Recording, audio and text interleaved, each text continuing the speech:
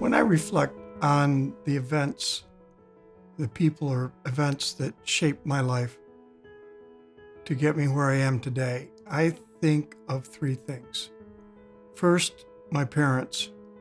My dad owned a trucking business, and my mom was a banker. What was discussed around the dinner table was unions, employees, business, banking. I started working for my dad, unloading and unloading trucks when I was 12 years old. So I spent all my summers, I got paid for it, of course. Sometimes I'd do a 24-hour shift. We'd unload trucks all night. So running a business was natural for me. So I guess my parents formed that. Travel, to see the world. I've traveled old enough to stick out my thumb and catch a ride somewhere. And my time at the Peace Corps, 2 years in Kenya, opened my eyes to real need and real poverty. I really saw life in the raw. And I saw that I had skills that could help that. So a passion to help really came, I think, from my traveling. When I graduated from physical therapy school in 1971, I went into business within a year in Southern California in private practice, and I was immediately disillusioned with what physical therapy could do. So I traveled and I went to the Peace Corps. When I came back from the Peace Corps in 1980, a revolution had started in the field of physical therapy. So when I look at where I am today, I was a revolutionary. I mean, I was out of the profession and I jumped right back in. I thought, my God, this is something. And the whole emphasis on education at the Jackson Clinics, because I was part of the revolution and I realized that they didn't teach this stuff in school. And even today, if you want to be a real good clinician, you learn things after you graduate from school. So it was this business sense, this desire to help the world, and then this absolute excitement over helping people, that what we do today in physical therapy truly improves human lives if you know what to do. But you have to do a lot of education after school. So those are the things that brought me here. There are some really key experiences that happened that I was able to be a part of that I think really shaped me as a person that ultimately ended up bringing this team together. And I think first and foremost is where I was born and where I was raised, which is in Southern California. And at that time, in the 70s and early 80s, California really was known for having a very forward-thinking, amazing educational system, public educational system. And I was part of the Los Angeles County School District. In my 7th grade year, or the summer going into my 7th grade year, the school district had decided that they wanted to try a different type of art program, something that was more than teaching painting and drawing and things like that. And they hired a teacher out of NYU who decided he wanted to start an animation program. And I don't think until my adulthood that I really understood the impact that that program had on my life. Really. He took this very seriously. There were a set number of students allowed to be part of this program, and we were taught production, from concept to production to budgets, editing, everything we did. We started learning at a very young age. There's so many elements that come to creating any kind of production, and until you're exposed to that, you don't even realize it. It was really formative for me. Also, along with that came a love of that art, the art of animation and who's involved with it, and a great desire to be part of that world. And I literally grew up 20 minutes from Disneyland. And so on a whim, I went and applied for a job for summer to work for them for the summer. And that experience changed me forever, in that I got to see how a show goes on every day. So you're a cast member and you're part of an experience that is being given, and there's the staff, and there's the people that have to clean it, and there's the people that have to create the food, and there's the people that entertain and make that experience great for those that show up at the park. But every single role matters in an incredibly important way. And you're taught that. And to learn something like that at a young age, I think was transformative for me. I had taken a job at a manufacturing company, and I had started my own side business. I created t-shirts for the computer industry. Whenever they had their big trade shows, I had a fairly large following there. And I was an executive assistant for the CEO of this company. And he had seen some of my work, and there was like a buzz about it. And Bill brought me in and he sat me down and he said, "I'm going to teach you. You're amazing. What you're doing with all that you have going on here at this office, and you're a mom, but I want to show you how to read a P&L. I want to show you what it is and what it means to truly run a business." And again, transformational in my life, that someone would take me under their wing and believe in me in such a way was huge. I am a daughter of a school teacher and a dental hygienist who was also an opera singer. And I grew up in a very faith-based home, and service was core. And there wasn't a weekend. I feel like there wasn't a weekend where we weren't doing something that was service-based within our community or for our fellow church members and what have you. And there's a lot of growth that comes from that. And you don't necessarily always do service because it's helping someone. Oftentimes service feeds your own soul. I loved it, and I'm grateful that I had these experiences. Education is something that was really core in our family. We were up early to read. We, couldn't go outside to play until our schoolwork was done. And learning is a journey. I was taught that at a very young age. I think that when Richard and I met and we talked and discussed about what type of organization we wanted, we knew that service was going to always be something core. That we weren't just going to create great experiences, but we were going to serve the people that we work with and those that work with us. So my journey with the Jackson Clinics actually began in undergrad.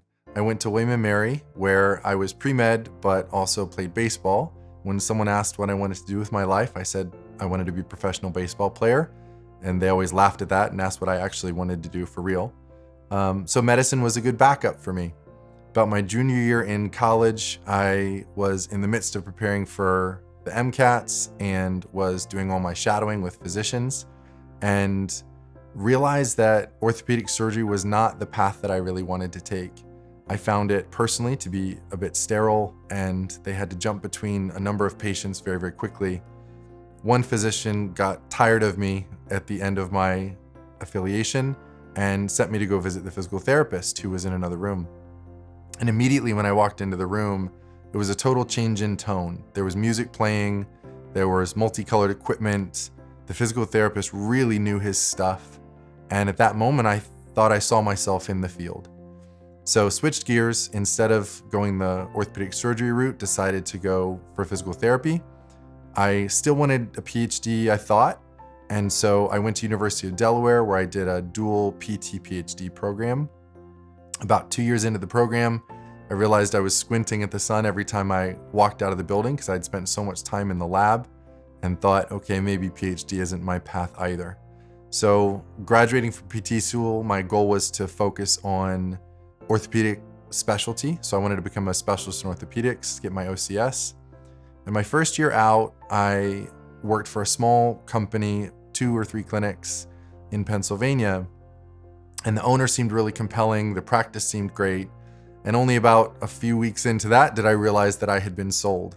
The owner said at one point, he's not a very good therapist, but he could sell drywall to a concrete guy.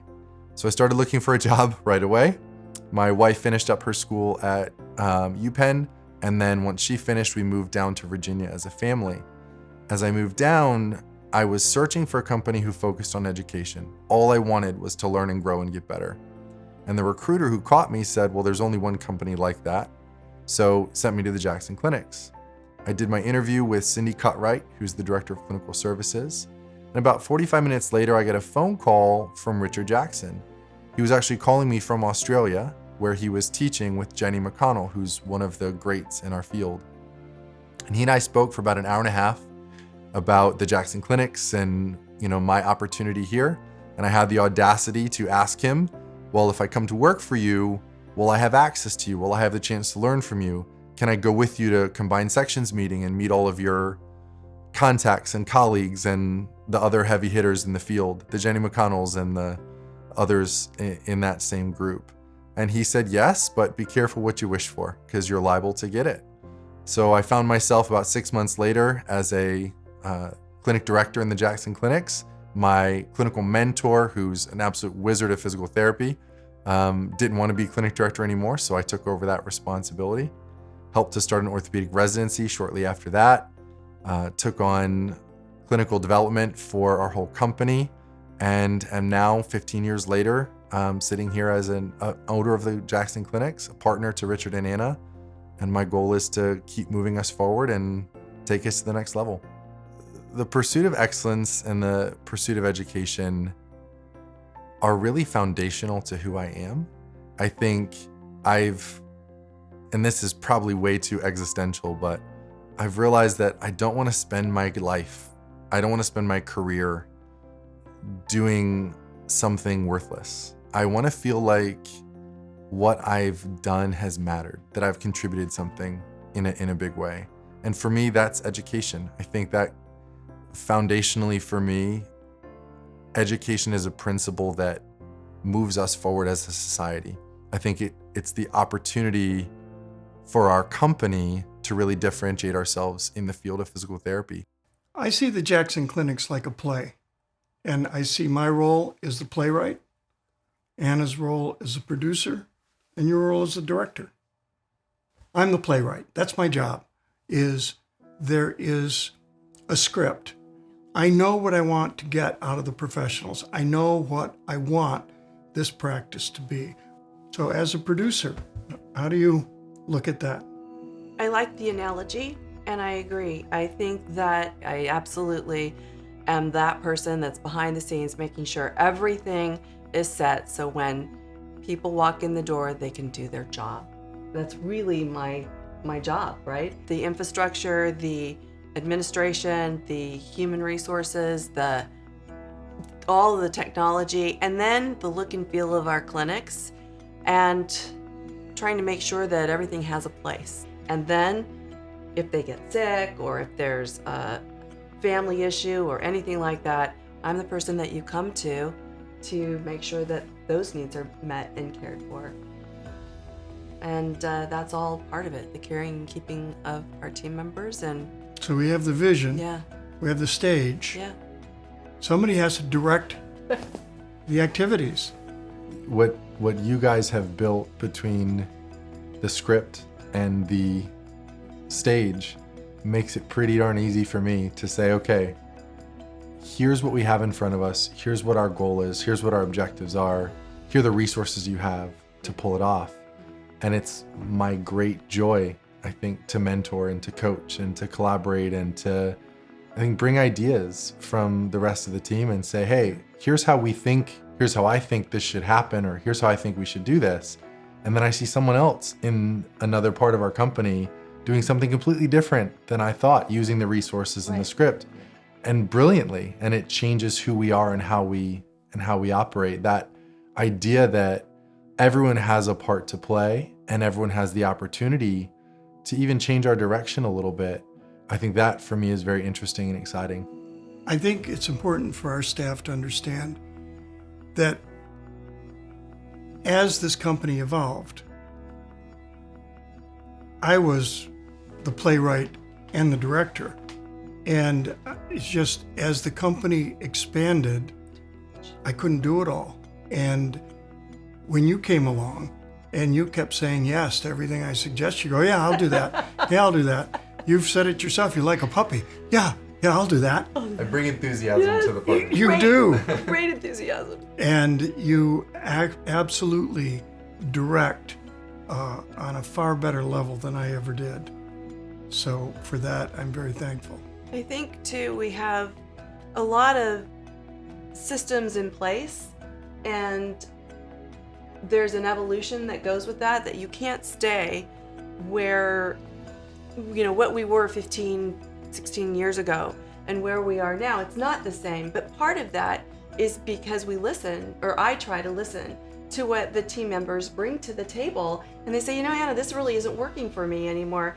My job is to figure out how to make it work better and, figure out the nuances of what's broken in the system and how we fix it. And I think that being open to that on a constant level, that feedback is crucial. It's what makes us a learning organization, right? That the strength of our organization is in the diversity of experience and thought and idea. Yeah. That if we are able to not only get someone's time, but also get their heart and their mind, that they give themselves over to the pursuit of delivering something different at the highest possible level. If we can be a learning organization that way, then the script gets better and the stage improves, and it's easier for me to get the best out of our people. The audience knows when the actor is just going through the motions. The audience knows when the person on stage is absolutely invested in their part. They know. And so we have to put people on stage who are absolutely committed to being the best that they can be. The difference between the Jackson Clinics and other physical therapy practices, I firmly believe, is the professionalism of the people, not just our clinical staff, not just our physical therapists, but our front desk, our clinical staff, our billing staff, our administrative staff, because everybody's in it to be the best that they can be. I want the Jackson Clinics to always be unique. I do not want to be another physical therapy practice. I want to be a very different, unique practice. I want the Jackson Clinics to always be a place that employees can better themselves, can be the best that they can be. They may not be the best at what they're doing, as long as they're the best that they can be. Those are the things that really drive me. I don't think because we take so many therapists out of school, first job, I don't think our staff understands the uniqueness of the practice. So if I say, what do I want going forward? I would like our people to understand this is a unique place. We make decisions not because of profit. We make decisions because it serves our mission and our vision and our values. That's what I hope our staff will come to realize, that we're honestly trying to build a place where they can learn and improve and be the best that they can be. And that is unique in physical therapy and in most medical practices. And I think we have the ability authentically to create excellence in our field, to be an innovator, to be a place where patients seek out from across the country to come get care, and where practitioners and team members make it a career goal to join us. I think that's truly within our reach. At the end of the day, I look at us, and my hope is that anyone who comes through our doors, whether it's an employee or a patient, feels that they're better because they experience the Jackson Clinics.